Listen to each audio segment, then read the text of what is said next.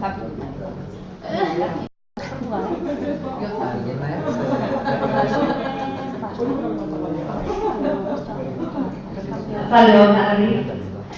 asko gaur, astelen batean Martin Ugalde Kultur Parkera etortzeagatik, eskerrik asko Martin Ugalde Parkeari. Puntuz Fundazioa hemen hartzeagatik, agurbatberria.eus webunearen bitartez jarraitzen ari direnei, baita Twitter bidez emakume digitala traola erabilita elkarrekintzan aritzeko gogoz ari direnei, galderak egin nahi dituenak traola erabilita ere bota eskero ahaleginduko gara erantzuten, eta esandakoa, mila esker. Bi helbururekin elkartu gara gaur hemen, bi helburu ditugu, alde batetik .eus behatokiaren 2016ko neurketaren emaitzak aurkeztea, eta bestetik emakumea ingurune digitalean nun dagoen jakitea zergatik, .eus behatokian badagoelako arreta eman digun datu bat, gero ikusiko dugu, eta horri tiraka nahi gendukelako diagnostikoa, eta albada ez dakite irten bidea tokatzeri lortuko dugu, baina horri tiraka aritzea. Behatokiaren neurketaren emaitzekin hasiko gara, Josu Baliño, .eus Fundazioaren zuzendaria aurkeztuko dizkigu datuak. Bueno, eskerrik asko. Bueno, arratsaldeon guztioi, labur aurkeztuko dizkizuet .eus behatokiaren datuak, azken finean txostena jaso dezue, sarean ere argitaratuta daukagu dagoenekoz behatokiaren guztia eta detaile guztia dago bertan. Baina uste genuen gaurko ingururako, bazegokiola horrez hau aurkeztea azken finean, .eus behatokiaren datu batean oinarritzen da, emakume digitalari buruz guk bota dugun galdera hori ez, non dagoen emakume digitala, ikusi degulako .eusen ere badagoela utxune bat ikuspegi horretatikan. Kokatukoet behatokiaren testuingurua labur-labur, gu abiatu ginenean 2014an, kazetariek galdetzen ziguten lehenengo gauza zen, zenbat domeinu izango dituzue, zein da zuen helburua. Eta zen, bere momentuan bota genuen zenbakia, botatzeagatik, baina gure artean esaten, ez dakigulako zenbateko den interneteko euskal merkatua, zenbat webgune daude Euskal Herrian, zenbat webgune euskeraz Euskal Herrian, hori guztia ez genekien. Eta ikusi genuen, bazegoela behar bat, guretzat, merkatu ezagutzeko eta merkatu azterketa bat egiteko, eta bazegoela beste behar bat Euskal Gizartearentzat jakiteko euskarak ze presentzia zuen interneten. Zentzu hortan, .eus behatokia martxan jarri genuen, eta lehen neurketa iaz argitaratu genuen 2015ko datuak emanez. 3 zutabetan oinarritzen da behatoki hau, lehenengo zutabean neurtzen dugu .eus beraren egoera, hori dalako guk eman dezakegun daturik zehatzena, bigarrenan, internetek Euskal Herrian duen presentzia neurtzen saiatzen gara, zenbat webgune dauden, zenbat domeinu eta bar, eta hirugarrenik euskarak berak interneten ze presentzia duen. 3 zutabe horiekin osatzen dugu behatokia eta oraintxe amaitu dugu 2016ko neurketa. Kontatuko dizuet labur-labur, txostenean daukazue, baina lehen argazkirako internetek duen presentzia Euskal Herrian. Idea bat egiteko, mundu mailatik hasita, munduan momentu honetan 2016an dauden 330 milioi domeinu. Horietatik erdia gutxi gara dira, .com domeinuak dira. Euskal Herrira ekarrita hori, 230 mila domeinu daude. Horrek ez du esan nahi 230 mila webgune daudenikan, webguneak aktiboak askoz gutxiago dira, 140 mila inguru. Baina banaketa ikusten badezue, hemen ere mundu mailan gertatzen denaren antzekoa da. Hau da, .comek hartzen du merkatuaren erdia. Eta .com eta .esen artean merkatuaren 3 laurden, ia. Hori mundu mailan ere gertatzen da. Normalena da .comek hartzea erdia eta beste zati handi bat bertako country code esate zaiona edo nazioko domeinuak. Gure kasuan, hemen dakazu argazkia, 2016an .com eta .esek zuten merkatuaren zati handiena, baina argazki honek guri adierazten digun gauza garrantzitsuena da .eusek, naiz eta 230 mila horietatik zati txiki-txikia izan, oraindik ere duen joera. Ikusten den moduan, .eusek daukan azkunderako joera oso handia da, 128ko azkunde tasa badauka, gainontzeko domeinu guztiak Euskal Herrian merkatu kuota galtzen ari diren bitartean. guk gure buruari helburu bat jarri diogu. 2020an .eus izate Euskal Herrian 3. domeinua. Justu .com eta .esen atzetik. Usten dugu joera honek laguntzen dula horretara eta bide horretan goazela. Beraz, hori da momentu honetan internetek Euskal Herrian dakan argazki orokorra nola itesateatik. Hori .eusera ekarrita, bi banaketa erakutsiko dizkizuet, badaude datu gehiago txostenean, baina nagusiki bi datuek erakutsiko dizkizuet, batetik banaketa geografikoa eta ikusten da .eusek presentzia daukala, batez ere euskarak presentzia daukan tokietan, gune horietan, banaketa iaia soziolinguistikoa da, eta ikusten da baita ere hiriburuetan duela indarra, eta hori internetekin ere konpara daiteke, internetek ere presentzia toki horietan duelako nagusiki, baina tipologikoki guretzat garrantzitsuagoa dana, banaketa oso orekatuta dago. Jende asko gusten du .eus banatzen dela batez ere erakunde publikoetan, eskolatan eta kultura elkartetan. Eta ikusten den moduan ez da horrela. .eusen hazkundea batez ere enpresa arlotik dator. Eta hori berez normala da, internetek enpresa arloan duelako indar gehiena. Eta hor hartzen du presentzia. Erakunde publikoen atalak ere badu pixua, baina justu urtez urtekako evoluzioan ikusten egena da hori dela txikitzen ari dan gazta zatia. Zergatik? Erakunde publikoek 2014an erosi zutelako bere domeinua eta kitxo hor gelditzen da. Gainontzeko tartaren atal guztia hasten doa. Tipologikoki, bai esan daiteke .eusek presentzia duela gizartearen eremu guztietan. Enpresa, kirol elkarte, kultura elkarte, hezkuntza, norbanakoak, sektore guztietan. Eta hori da garrantzitsua guretzat. .eusi buruz, beste datu garrantzitsu bat hizkuntzari dagokionez, gero ikusiko dugu euskarak interneten duen presentzia, baina hizkuntza kombinazio dagokionez, .eusen kasuan bai aurreratzen dizuet, euskaraz daudela .eus diren webunen 80%, eta hori datu oso altua da, baina gainea, euskararekin hainbat hizkuntza kombinazio aurkitu daitezke. Euskara hutsez 9% baino ez dira, baina badira euskara gaztelania, inglesarekin, frantsesarekin, euskarak presentzia duka beste hizkuntzekin nahasian. Guretzat garrantzitsua da, bigarren grafika, domeinuen dentsitateari dagokiona, nik kalitatearekin ere lotzen dut maila batean. Azken finean, hor esaten duguna da, bataz beste, .eus diren webunek zenbat dokumentu publikatzen dituzten. Hau da, bataz beste .eus diren webunek 7.000 dokumentu inguru publikatzen dituzte. Gainontzeko domeinuekin konparatuta askoz gehiago da, Euskal Herri mailan. Eta horrek, badu pixu nagusi bat, berria bezalako webunetan, EITB-rena bezalako webunetan, Jaurlaritzarena bezalako Euskadi.eus bezalako webunetan, oso webune handia dira eta 6.000 domeinu ditugun eremu batean, hor ondorioztatzen da, ez? Gainontzeko domeinuek ez dute hainbesteko ekarpena egiten internetera hemendikan, Euskal Herritikan. Gure kasuan, lehen esan dudanez, euskarazko edukia 180% denez, hori garrantzitsua da, esaten ari garelako, kasu horretan, euskarazko ekarpena handia ari garela egiten. .eusek egiten duen ekarpena dokumentu kopuruan handia izanik, euskara asko aportatzen du internetera. Eta azkenik, euskararen presentzia interneten begiratuta, hemen ja egoera bestelakoa da. Aipatu dudanez, .eus, hemen ikusten dezue, 180% edukia dauka, hau da, .eus diren webunen 180%, euskerazko edukiren badauka, horrek ez du esan euskera hutsez da honikan ez da besterik ere, baizik euskeraz badagoela ere. Baina gainontzeko domeinutan ikusten dezue egoera asko okerragoa dela. Eta bataz besteko bati begiratzen badiogu, interneten dauden webunen 13%, baino Euskal Herriko webunen 13% baino ez du edukiren bat euskaraz.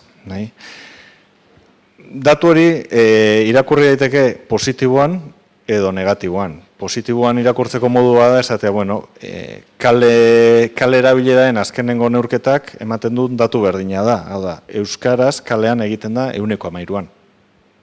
nik beti esaten dut aldiz, interneten webgune bat euskaraz egotea erresagoa dela kalean hitz egitea baino. Eta hor, esfortzua txikiagoa da webgune bat euskaraz jartzeko. Beraz, datu hau alda daiteke. Alde positiboa berriz, orain esan dakoa, eragitea ere erresagoa da. 13% hori aztea, gure esku ere badago. Zentzu horretan, neurtu dugun kopurua, hau da, 18.000 dira euskarazko edukia duten webguneak. .eus diren webguneen 80%ak euskarazko edukia baldin badute, bai guk usten dugu, gure lana dela maila batean, 18.000 hauek .eusera erakartzea eta horrekin ere euskara indartzea sarean, ez? Labur-labur hau da Behatokiaren 2016ko datuak eman duna, ez dago diferentzia ondira 2015-etikan, eta seguru ez da diferentzia ondirik egongo 2017ko Behatokian, baina gure asmoa bai da jarraipena egitea, urtero Behatokiaren azterketa eta neurketa hau egitea, komunikatzea eta gizarteratzea, eta pixkat behintzat kontzientziatzen saiatzea. Azken datu bat, gaurkoari sarrera emateko, badakidalako hori dela gaurko gai nagusia, zein dan emakumearen presentzia ingurune digitalean. Guk neurtu genuen .eusen zein dan emakumearen presentzia, eta hortik sortu zen gaurkoaren ideia, ez, kezka horretatik. Ikusi genuen, .eus domeinua erregistratzen duten personen artean titularraren izena 125 bakarrik direla emakumezkoak. Baita enpresa munduan ere. Azkenean, enpresa batek erregistratzen duenean domeinu bat, jarri behar dezu nor den horren atzean dagoen titularra, nork egin duen erregistroa. Eta ikusten dugu, titular hori egin duen teknikoak ere gizonezkoa direla 175 batean, ez? Horretaz, gero hitz egingo dute gaurko adituek, eta ekarri dugu, debaterako ere beste datu bat, Twitterreko kasua, hau UMAPek eman digun datu bada, 2016an Twitterren aritu ziren euskal tuitlarien artean, zeintzen sexu banaketa baita ere, ezta? Eta hoxe ikusten genuen, emazkumezkoen 123 dela presentzia, antzeko datua. Beraz, badakazue gaie jarrita. Gure aldetikan, ikusita martxoaren 8 bertan dagoela, bai jarri dugu abian, deialdi bat eta eskaintza bat, eta hori ere hor dago, martxoaren oigande honen tarte, emakoi begira, 15 eurotan .eus domeinua presio berezian. Hori ere esan beharra zegoen. Nahi dunak hor dauka, labur.eus/M8 helbidean, eskura. Eta horrekin, zuei, emango dizuet hitza. Mila esker.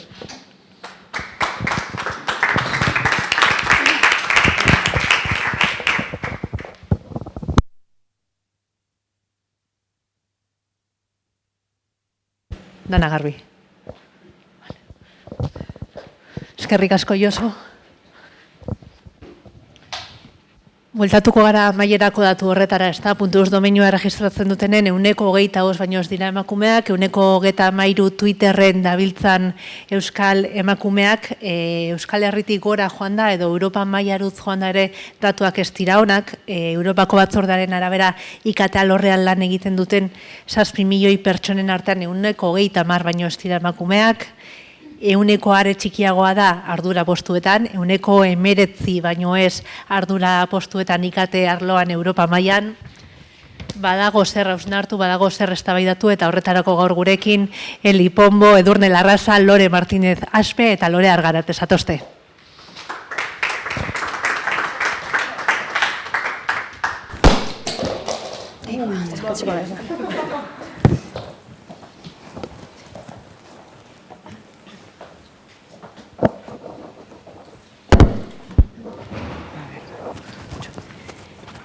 Eli Pombo ikasketaz kazetaria da, eta multimedian graduatua, komunikazio proiektuetako informatika saietan aritu da aldiz beti, argian paperean hasi eta segituan internetera pasasan alorretara, bere gustuko eremura berak esaten duenez.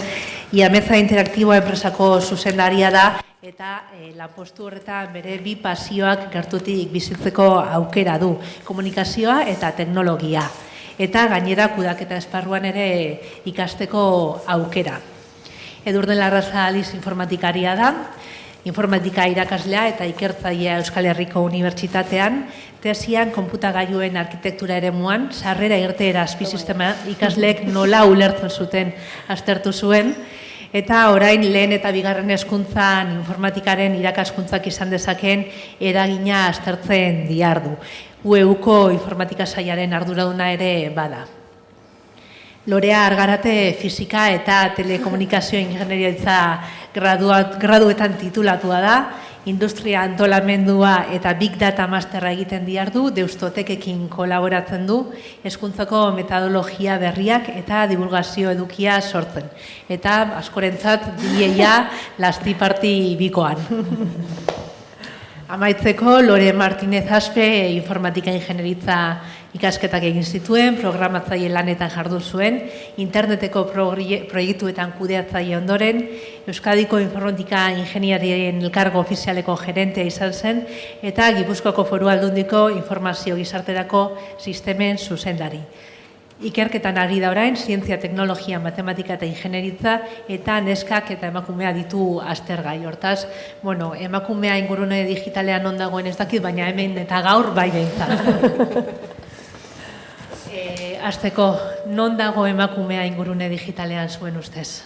Badago? Edurnek imeiez esatezian, ez dakit, baina fakultatean ez etzen baten du. Gure kasuan, entzuten da? Ez. Gure kasuan argi emakumeen presentzia garapenean, teknologian bere horretan baino gehiago dagoela komunikazio eta sare sozial eta marketingaren eremuan. Habilidade sozialak edo nola egiteko trebetasun sozialak suposatzen da, eskatzen den arlo horretan. Gure kasura etorrita, 100% arlo horretan emakumea da, eta aldiz garapen alorrean 180 gizonezko. Orduan hor ja, ikusten da, zein da desberdintasun. Gurean gutxi, emakume gutxi daukagu, bai da hori desberdintzekoa ez, zenbat emakume egon daiteken interneten edo zenbat Twitterren edo desberdina da hori eta ingenieritza informatikoa ikasten dagoen jendea edo zenbat emakume aterako diren hortikan, ez? Momentuz gutxi kontua da lehenago bazegoela. Garai batean, 140 inguruan ikasten genuen ingenieritza informatikoa, eta urteekin jaisten joan da, eta momentu honetan iaz izan zen desastre hutsa, 9 inguru uste dut sartu zala fakultatean, eta aurten igo da, pixka bat, 15 arte. 8 iaz. Hoxe. Baina, azkenean egon badaude, zeren nik gaur galdetu dut fakultatean eta kepak dekanoak esaten zean, azkeneko fakultateak dauzkan 40 urtetan ez da iristen 4.000 graduatu kopurua orokorrean eta kalkulatzen da 1.000 inguru izango direla emakumeak, beraz, fakultateak 1.000 ingeniari informatiko atera ditu plazara emakumezkoak. Bueno. Bai. Nik esan behar dut ere bai, askotan mundu digitala edo ari garela ikusten beste mundu bat izango balitz bezala, eta nik uste azkenean mundu fisikoaren isla bat dela, azkenean hainbat portaera eta hainbat gauza errepikatzen dira, orduan horre bai esku hartu beharko dugu. Bestalde batetik nik Deuston egiten dut lan orain Lerringen, eta esan behar dut, igual izan naizela bakarrenetariko, baina nik emakume pile bat eduki ditut ingurunean, orduan pixkat igual egon naiz, argi ikusi gabe datuak ikusten hasi nintzen arte, eta hor konturatu nintzen, adibidez zuk esaten duzuna, ez da lehen ingenieritza gehiago ikasten zela, eta orain adibidez, batzutan 6. LH-ko ikasleri ematen dizkigu tailerrak, eta nik askotan galdetzen dut, zer uste duzu, lehen horrela zala edo jende gutxiagok ikasten zuela ingeniaritza eta mundu guztiak esaten dit gaur egun gehiagok ikasten dutela. Beraiek egoera lasaiago batean ikusten dute, baina egia da gezurra dela, ez? Datuak beste gauza bat esaten dute. Orduan hor zuzera arraroa dago. Heldu gara beste egoera batera eta badirudi holan gainetik esan da, danak erantzuten dute gaur egun emakume gehiagok ikasi beharko luketela ingeniaritza eta ez da horrela. Orduan horre... Eta kurioso da gainera, lanbide honetan jende gehiago, pertsona gehiago behar dugunean, ze gaur egun teknologia eta zientzia, matematikak eta ingeniaritza da zutabea, ekonomiaren zutabea dira, suposatzen da behar ditugula profesional gehiago eta fakultateak utzitzen ari dira. Orduan, ez dakit, zerbait gaizki egiten ari gara, ez da normala. Gaur egun harremanetarako, negozioak egiteko, industria 4.0 ere, danen oinarria da, edo edozein lanbideen guztian dago. Eta orduan, ez baditugu profesionalak, nola egingo dugu? Hori da galdetu behar duguna. Estudio bat daukau, 2008an, 825.000 profesional beharko dira Europan. Ez dakit nondik eta beharko ditugun, ez dakit. Baina zerbait pentsatu behar dugu, eta gainera emakumearen presentzia horretan gainera oraindik txikiagoa da gizonezkoena baino, eta beharrezkoa. Emakumearen presentzia hori txikia da, baina nolakoa da. Oda, zuek maila pertsonalean gutxi izate hori bizi izan dozu ezberdin, emakume izateagatik ezberdin sentitu zarete zuen ibilbidean?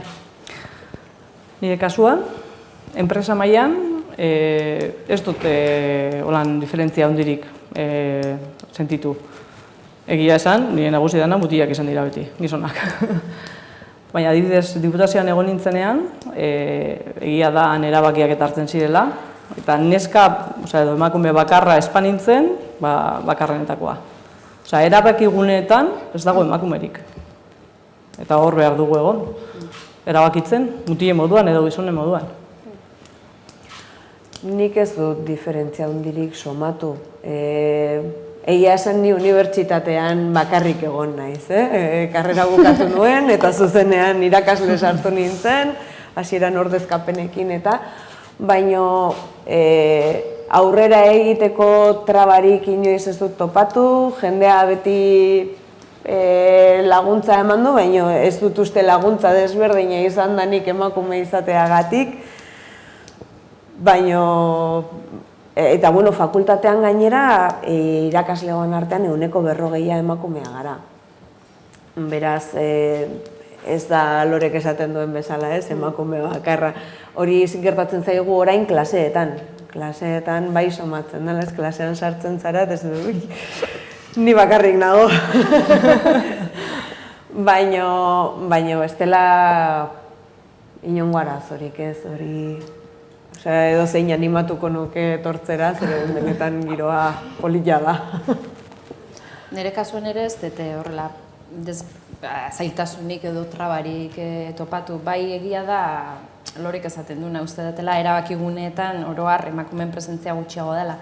Nire esperientzia enpresa pribatuan izan da, baina, bueno, sortez egon naizen taldea oso berdintasun irizpideak oso barneratua ditu, hor normaltasun handiz eramaten da gaia, baina egia da, uste dut, hemen gaudenetako inork ez daukagula erreferentziarik enpresa handiago edo beste merkatu irteera bat duen enpresetan, eta nik segurazki hor uste dut, egoera bestelakoa izango zela segurazki. Bai, nik komentatzea erren ez, eske Lorek ere badaki inspira daukagu tailer bat, LH-ko neskeri eman dieguna, mentoreekin, Luiar eta Innovasko eselako enpresak eta lagundu gaituzte, eta esan behar dut hor egiten dugula lehiaketa antzeko bat.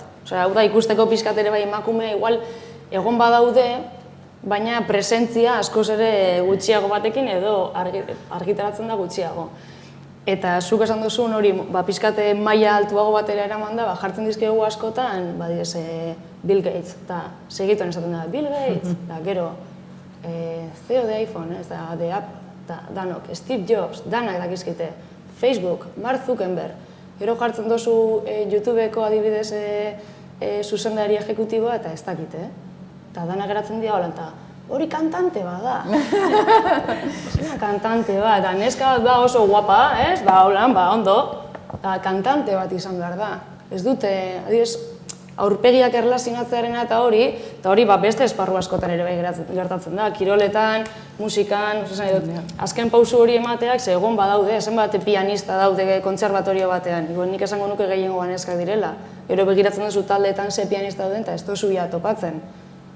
Azken pausu horretan, ez dakidan influentzia, falta erreferentziak, motibatzeko, bildurrak entzeko, baina horren nik ikusten dut azken pausu horretan zehozer badagoela, egon ikasten dute, egon badaude, emakumeak bagaude, azken pausuan, Baina gero gainera pertzepzioa ez dago.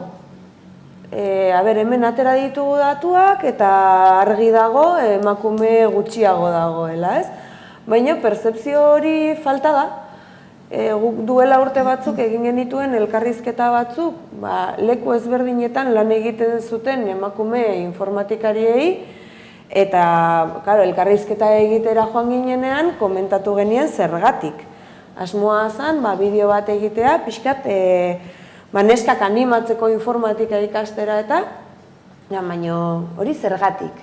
Neska gutxi dagolako, baina, bai, benetan. Enpresan lanean, enpresa ezberdinetan, irakaskuntzan, jendeak, emakume horiek ezin zuten sinistu benetan informatika fakultatean arazo bat geneukalan neskak ez datozelako.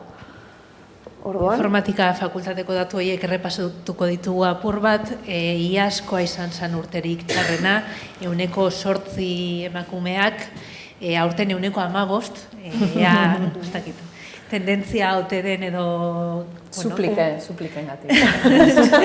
Baina, azken duela 15 urte 26 emakumeak, eta lehen esan duzu, urte gehiago atzera eginez gero 50%, baina bokazioen jetxiera hori nabarmena da urtez urte, jetxiera urtean ikusi da goraka da, ikusiko da datorn urtean mantentzen den edo atzera egiten duen barriro, baina urtez urteko jetxiera dago bokazioetan, informatika fakultatean, motiborik, arrazoirik?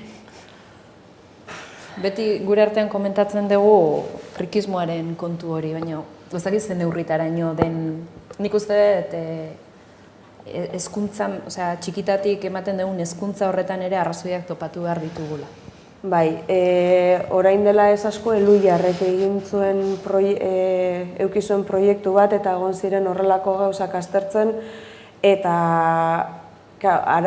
kontua da arazo hori konpontzea ez dela erresa zeren ez dago arrazoi bat.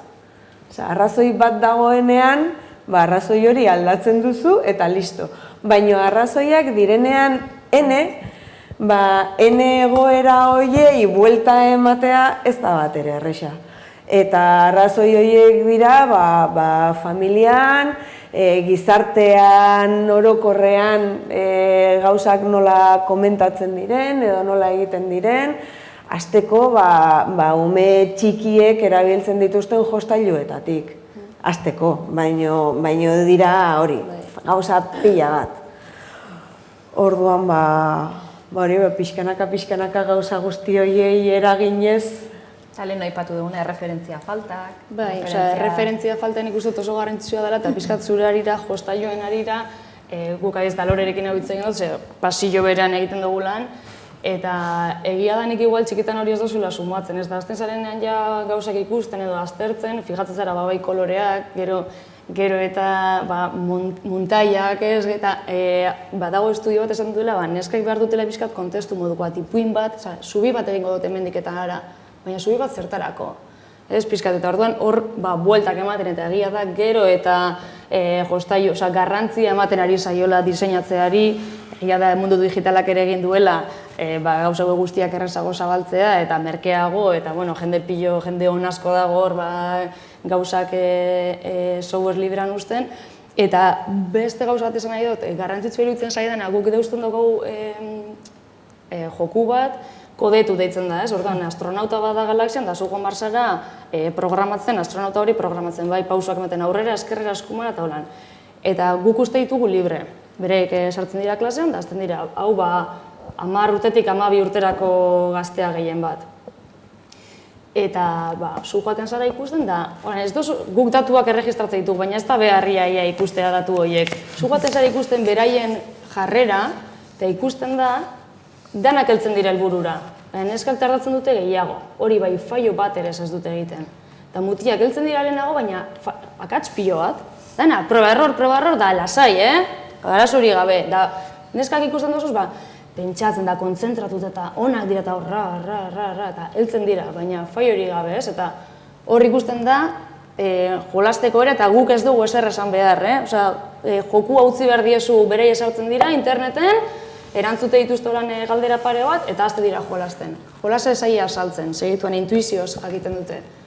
Eta ezer esan da ere, joera hori oso argia da. Zu galtzen zenuen, zergatik dauden hain neska gutxi, ez? Badago hor, hemen ari gara emakume digitalari buruz, dago sigla batzuk dira, Science, Technology, Engineering eta Mathematics, STEM deitzen dira. Eta pixkat, englobatzen dute digitalaren kontzeptu hau. Eta esan nahi nuen, STEM emakumeak ez ditugula, gero eta neskati STEM gutxiago ditugulako. Aipatzen zen dutena, jostailuena, da neskatilek daukaten oztopoetariko bat. Hor dago gaitasun espaziala ditzen zaiona, dela zelan jolasten dugun neskatilak eta zela jolasten duten mutikoak. Edo zela egiten diogun jolastea batzuri eta beste batzuri. Zelako desberdintasuna dauden. Adibidez, eraikuntzako jostailuak badukate gaitasun espaziala lantzeko bidea. Eta panpinak adibidez egiten dutena gaitasun espazial hori beharrean, beste gaitasun batzuk, adibidez, hitz egiteko gaitasuna. Zer gertatzen da, mutikoak bideratzen dituzunean, beti eraikuntzako gauzetara eta neskatiak beti panpinetara, bakoitzak garatzen du, jostailuaren arabera.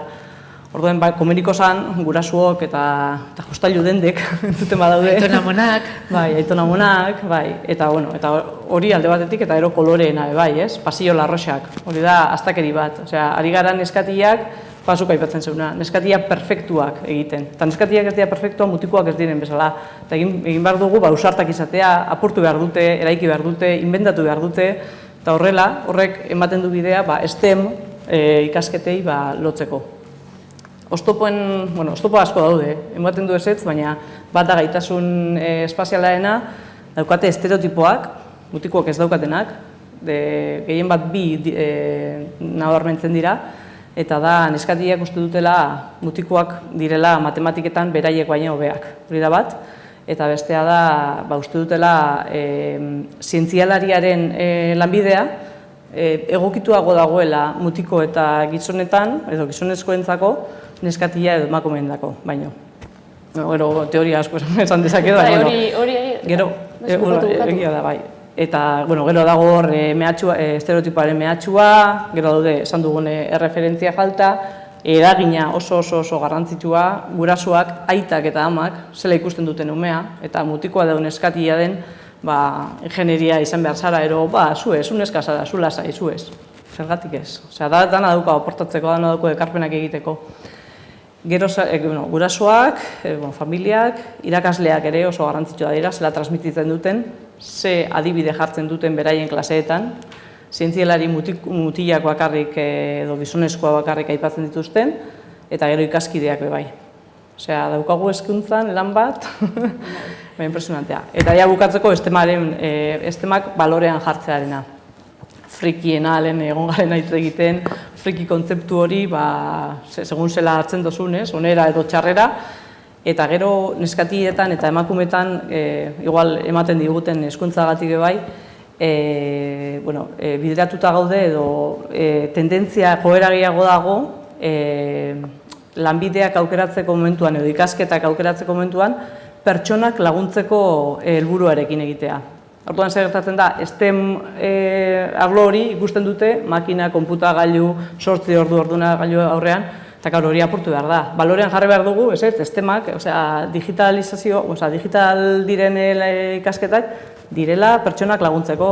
Ingenieriak, ez dakit, ez zaitu orain adibidatuko dutzen, hankarik ez duen bati, hanka ipintzeko. Teknologia dago egun danean ikusten dugu, ospitaletan, hezkuntzan, kulturan, Bai. Eta bueno, hori izango esan pixkat, orduan, neskak hartu behar ditugu, errotik hartu behar dugu arazoa, eta neskak bideratu nahi dutena izatera, baina utzi egin behar dugu izaten. Izan ere badaude azken aldian datu positibo batzuk. Iaz Stanfordeko unibertsitatean neskek gehien aukeratu zuten ikasketa informatikakoa izan zen. Eta, karo, noski horren atzetik badago lan bat. Eta horra aipatzen zutena garrantzitsuenetako bat edo zen, txiki-txikitatik informatika irakastearena. Eta orain dela gutxi ere, atera da beste datu bat, Erresuma Batuan ja lehen hezkuntzatik sartu da derrigorrezko moduan informatikako ikasgaia, eta lantzen da informatika, ez tresnen erabilera. Hori azaldu, ez da ulertzen oso ondo. Hori azaldu, zer dan. Bai, karo, ez que informatika deitzen dugu danari, eta informatika da testu prozesadore bat erabiltzea, eta informatika da programatzea, eta bi gauza oso desberdinak dira, eta hori ulertu egin behar da. Orduan, bueno, hori, informatika sartu da, bere osotasunean, derrigorrez, Erresuma Batuan, orduan hor badauzkate 3 lerro desberdin, bata da segurtasunarena, bestea da tresnen erabilerarena, eta bestea informatikaren sorkuntza edo tresnen sorkuntza bezala. Eta horra azken egun hauetan atera den datua da, sartuta dagoenean kurrikulumean ikasketa horiek nesken emaitzak hobeak direla mutilenak baino. Orduan, bueno, ea pixkanaka horrela. Kontua da hemen ez dagoela kurrikulumean, orduan. Nik uste dut hori landu behar da. Hezkuntzan benetako arazo badaukagula, leheno Lorekin komentatzen ez, duela ez da izen bat urte, alfabetatu gabea baldin bazen irakurtzen da idazten etzekina, ezke gaur egun ja berez aurrek programazio logika eta barneratzen joan beharko lukete hasieratik. Eta guraso bezala niri kezka ematen dit, ze ikusten dut eskolan ez dagoela kontzientzia hori, orduan ez dakita lan hori egiten hasi behar dutenak dien, edo hasi behar gean instituzioetatik hori txertatzen gauzak aldatu daitezen, irakasletatik hasi behar den, baina jokoan dagoena belaunaldi berriak dira, eta jokoan dagoena asko da, zuk esaten zenuna, azkenean prestatu behar ditugu belaunaldiak datorkigun etorkizunera, ez da izen bat urtera datorren etorkizuna, gaur egun daukaguna dela. Ez da etorkizuna da. Kontzientziatu behar dugu benetan sekulako arazoa daukagula, eta nik uste ez gehala kontziente, eta niri guraso bezala sekulako kezka emate dit, eta ja euskarari buruz ja ez dugu hitz egingo.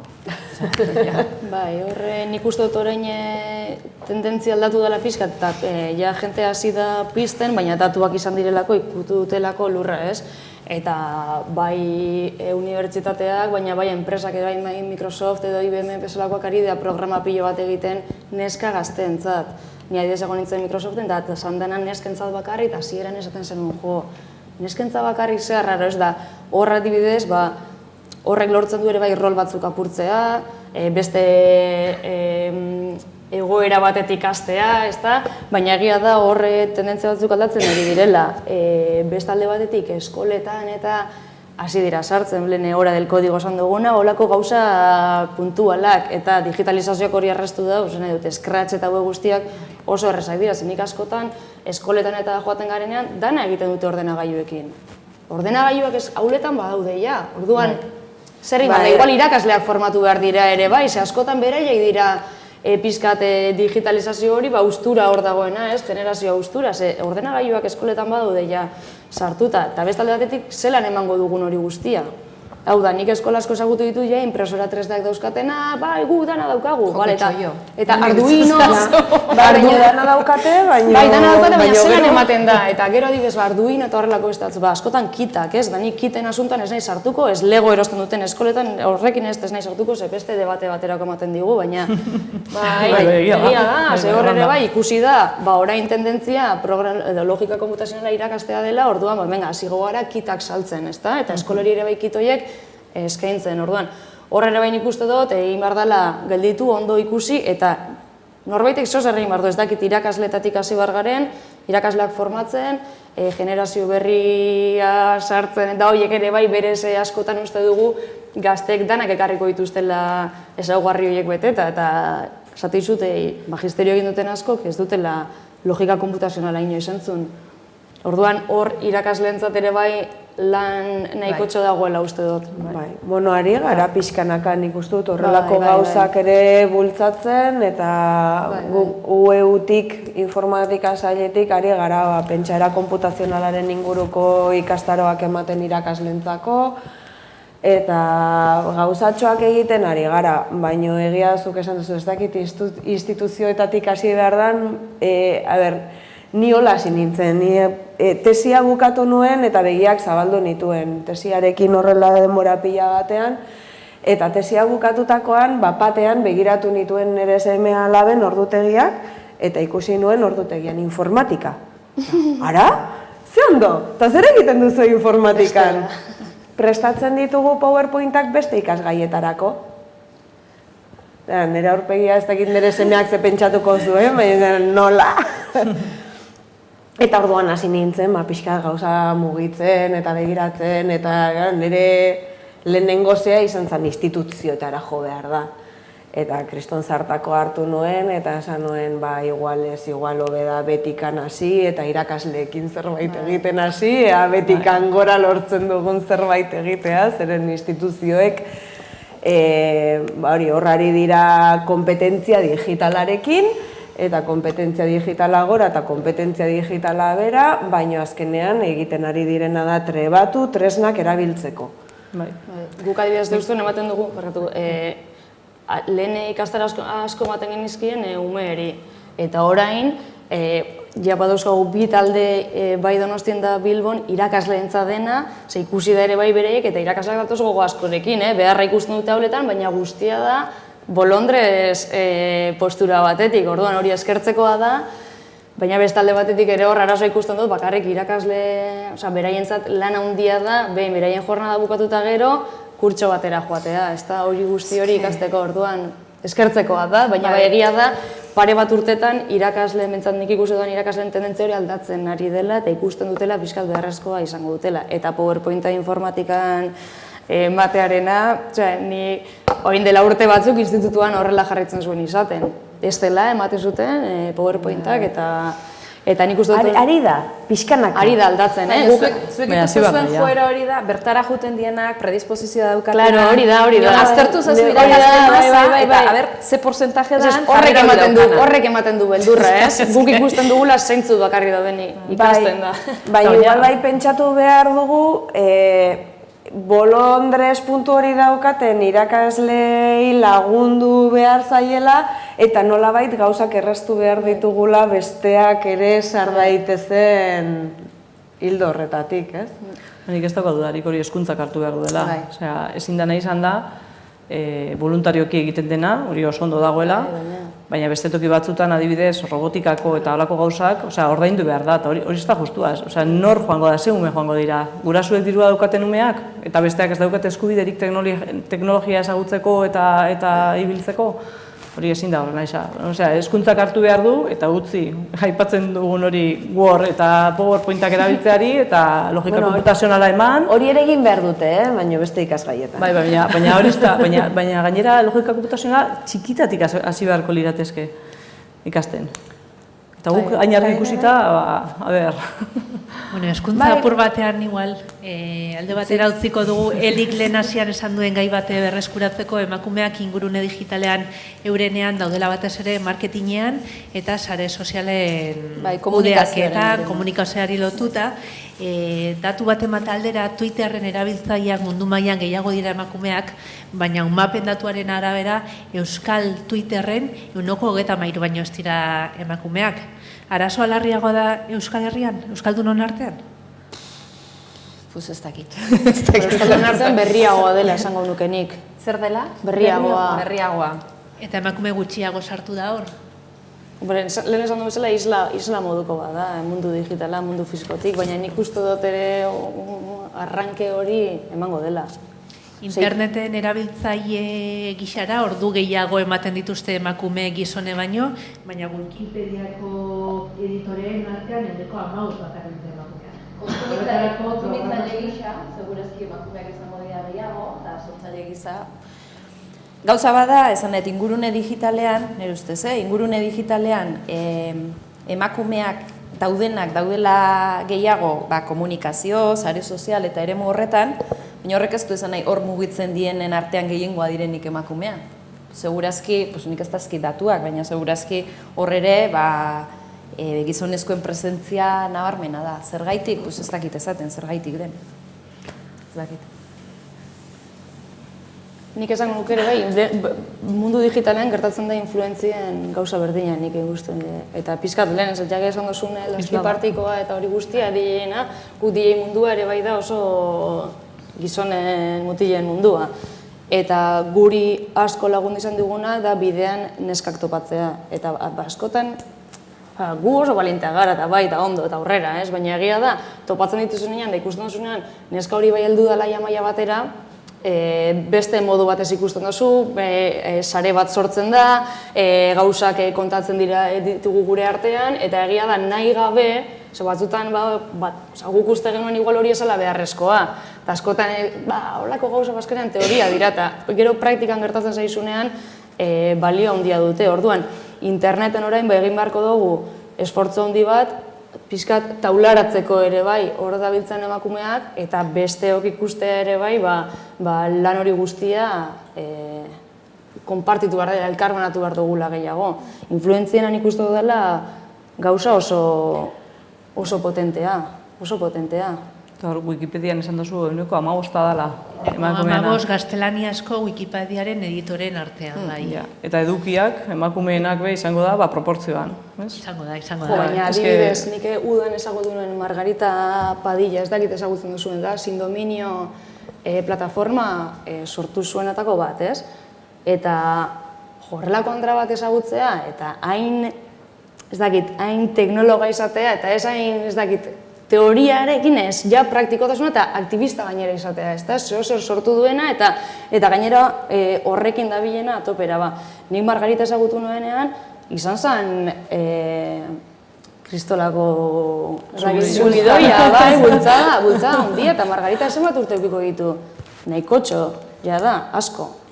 Eta neska egun zen, gurekin lurrean botata, asaltzen, serbidoreak hemen, esko ez dakize bestea, eta azkenean STEM horrek ere bai hurbildu behar dira, eta ez da egiteko asko dago. Baina ezagutarazi behar da egiteko dagoen hori guztia. Baina kosta egiten zaigu. Bai. Zenbat kostatzen da lortzea emakume batek erakustea egiten duena. Bai, horregatik horrezportzu. Bai, bitu, nik egiten dut, baina gero niri utzi bakean, nik uste dut zentzu horretan gizonak askoz... Joera gehiago dut. Bai, aurrera egiteko ausardia edo daukatela, eta ez dakit. Zentzu horretan gu, bari... Akatxerako beldur gutxiago dutelako. Hori da. Lengua, ausartak eta perfektak. Egia da, askotan. Bai, hori izan daiteke, baina bestalde ere, egoteko, erakusteko egiten duzuna ere da, beste lan bat. Bai.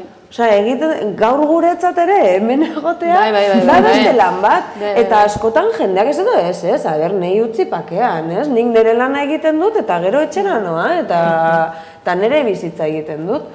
Eta hori da pixkat, buelta eman beharko geniokena,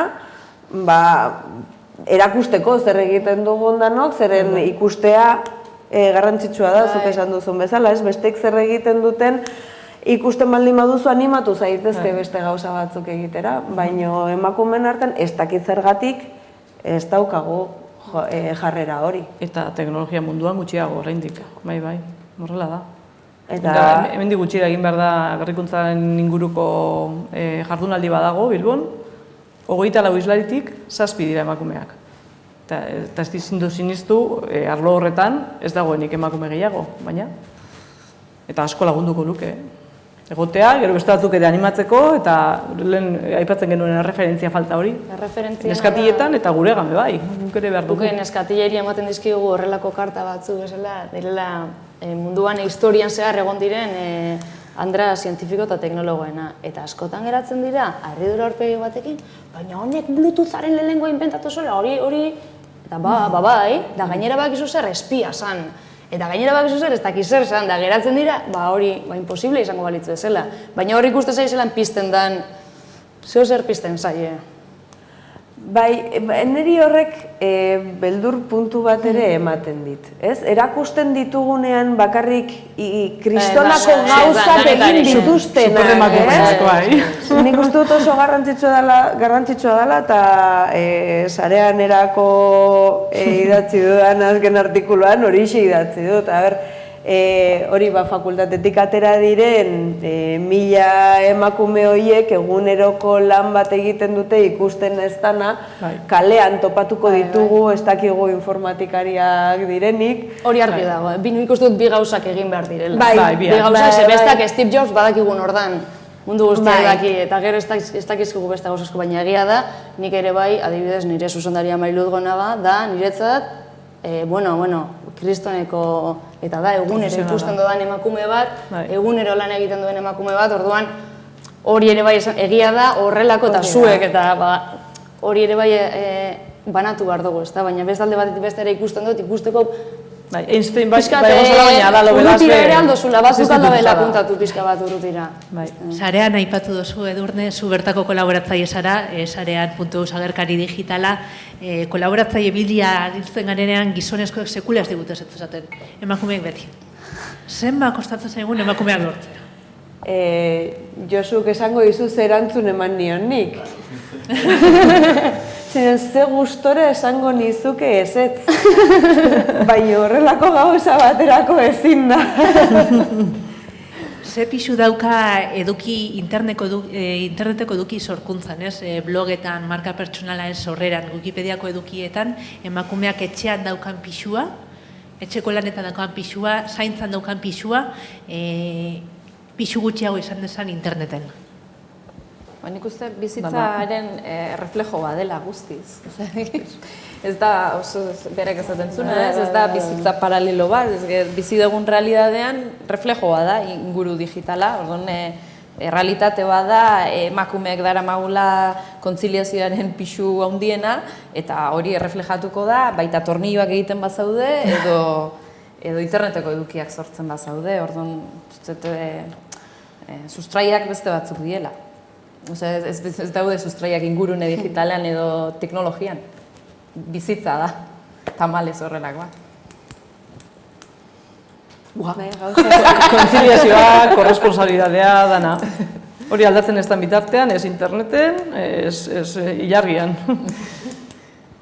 Eta nik uste dut askotan pentsatzen dugula baietz gauzak aldatu dira, niri kosta egiten zait, pentsatzea ez direla, nik ez daukat inongo arazorik etxean, 3 seme-alaba dauzkagu eta gaur hemen egoteko inongo arazorik ez, eta beste hainbat lekutan egoteko arazorik ez, baino ez da etxe guztietan gertatzen dena.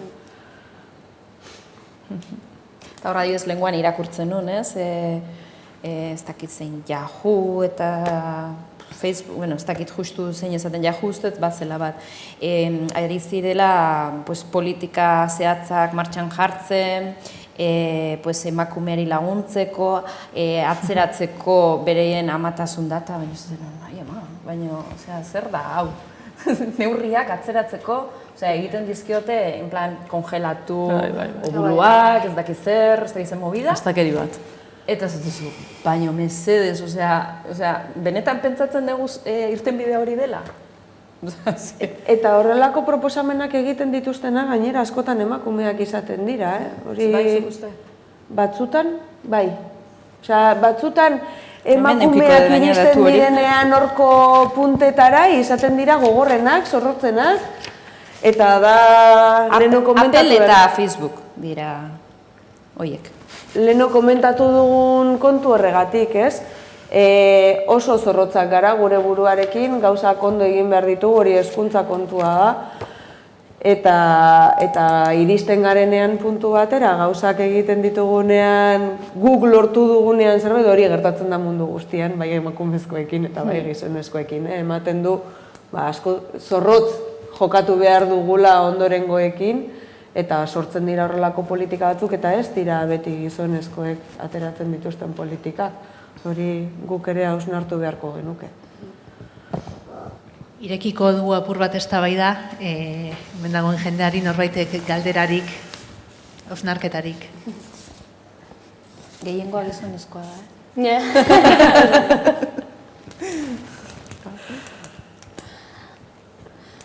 Nik esango nuke, lehen ikusi dut hor eta datuetan bazen agertzen den emakumezkoak Facebook eta sare sozial batzuk gehiago kontsumitzen dira gizonezkoenak baino, eta hor esango nuke guk ere bai, kontsumitzaile moduan, aldaketarako agente moduan ere bai agertu behar garela, orduan askotan gara gehiengoak. Igual justo gehiengo errotu ditugun sareetan, baina badaude emakumezkoak gehiengo diren, orduan horre aldaketa eta agente, ez dakit zelantuta gana agente kambio, baina... Pinterest, Snapchat, Facebook, horietan emakumea eta gizona gehiago Google+, YouTube, LinkedIn. LinkedIn da profesionala.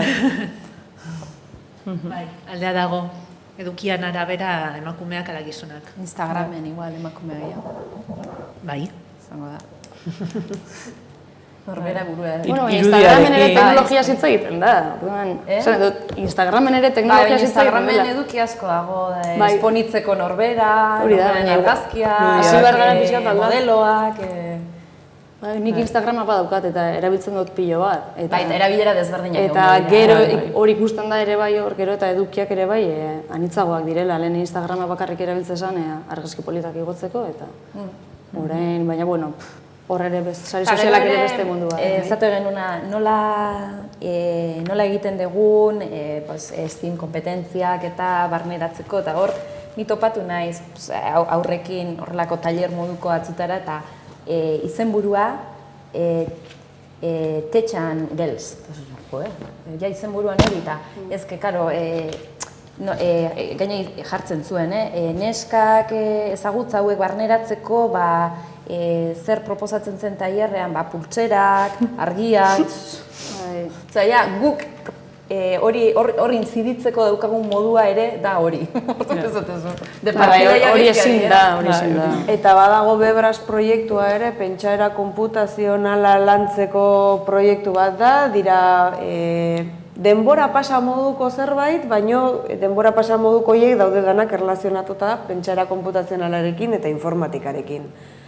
Eta hor ere badago ikerketa bat, ze ariketak egiten dituzten hobeto neskek eta mutilek, eta nik izan dut, baina ez da posible hori da. Pultseranak eta marrazkitxo gehiago dauzkaten ariketak neskek hobeto egiten dituzte. Ez dena, zergatik egon behar dute hasteko horrelako ariketak, ez? Oazen egitea ariketak direnak neutroak, denek egin ditzaketenak berdin. Suposatzen dalako neskak erakarriko dituzula gehiago horrelako ariketen bitartez, baina hori izaten dut, partidaz, ja... Eta larroxak gainera, ez? Larroxak gainera. Bestela, ez dakit ezken da zer izan. Sare sozialen erabilera aipatuta Lorea, ikerketa baten arabera gizonek erabiltzen dituzte batez ere negozioak egiteko eta ligatzeko. Eta emakumeek harreman pertsonalak zaintzeko eta entretenimendurako. Ez da bakarrik sareak, sare, baizik eta zertarako.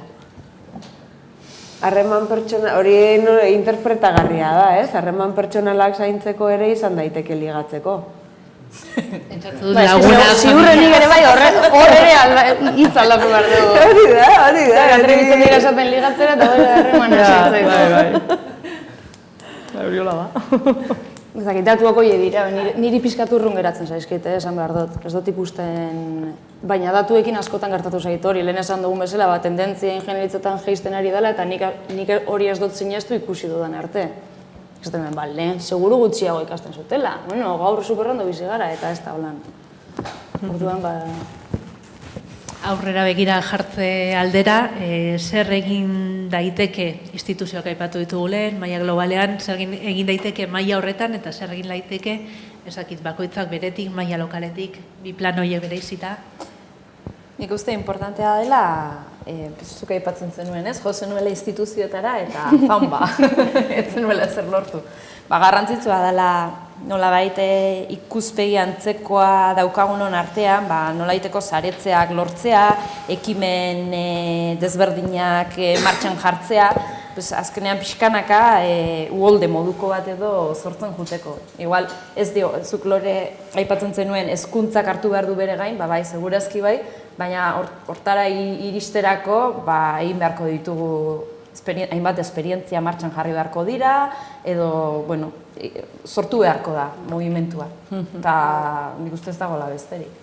Bai, komentatu duguna, nik uste dut garrantzitsuena dela hezkuntzan sartzea kontu hauek, eta hezkuntza txikiak direnetik sortzaileak izatea eta ikustea beraiek kapazak direla beste dozein bezala gauzak egiteko eta ez bakarrik kontsumitzaile izateko. Orduan, hezkuntza aldatzen dugun neurrian, baina hezkuntza aldatzea ez da bat ere erresa.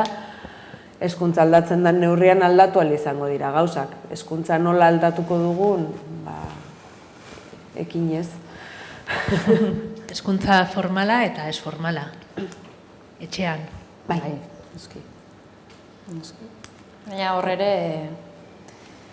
nik uste dut, lehen aipatu dugunan aritik, arlo honek behar duela ere bai bere marketing kanpaina, propioa, zate genuna aldintzeko friki itxura horretatik, nolabait ezagutarazteko teknologiaren esparruak lotura dituela bizitzako hainbat adarrekin, behar da sensibilizazio bat ere hori ikustarazteko. Ez dakit ikusi duzuen Deustuk atera duen bideo horien dela egun batzuk, da Baironen lehiaketa, sari banaketa pizkate zabaltzeko, eta pizkate gidoia edo da, usted ha tenido una hija tecnóloga, eta holan geratzen da, eta ama zer egingo, eta lasai, eroan parkera, eroan ez dakiz zer, eta humoretok horrekin ematen zaio, baina ikusteko ere ze puntutan gauden eta ze tontokeri egin behar diren arazoa berez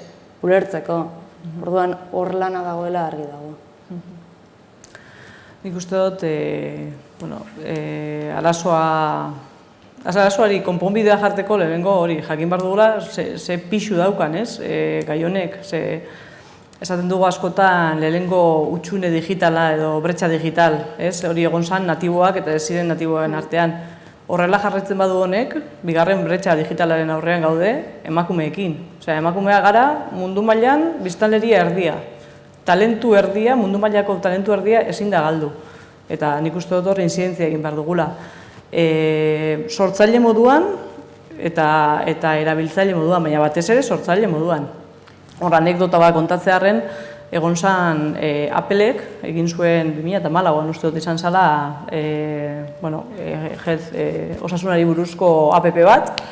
Imaginatuko duzue zenbat diru gastatu zuten, diseinu, garatze, botatzutenean aurrera eta kanpaina atera zenean, konturatu ziren osasuneko aplikazio horretan ez egoela kontemplatuta emakumeen hilerokoa.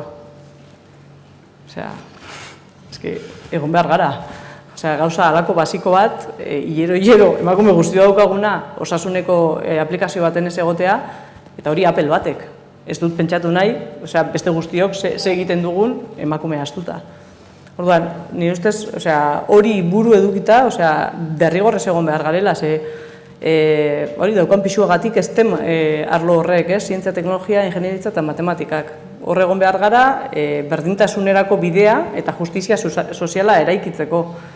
Hori da, abia puntua, eta mobitu behar bada hezkuntza, mobitu beharko da hezkuntza eta komunikabideak beraiek ere kriston papera daukate. Umeak ikusten dute eta kopiatzen dute ikusten dutena. Zientzilariak beti mutila badira, ni ez nahi zorri islatzen. Eta orduan, pentsatu ere ez dut egiten, ez informatikari izaten, ez zientzilari, ez matematikari, ez teknologialari. Orduan, ikustu dut hor danok daukagula egin. Eta bakoitzak bere etxean hasieratik. Telebistan ikusten denak beti esaten dute, eragina handia daukala. CSI eta olako seriak daudenetik, Mateu jende asko jotzen duela polizia eta ikerketa zientifiko horrelako ikasketak egitera. Informatikari buruz, informatikariak agertzen diren serietan normalean ez da oso irudiona ematen informatikariarena.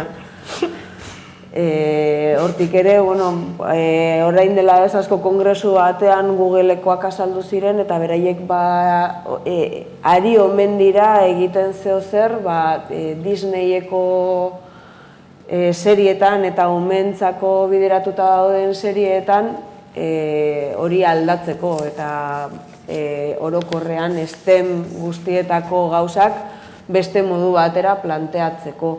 Nik oraindik ez dute zer ikusi egina, baina esaten zuten baietz ari direla.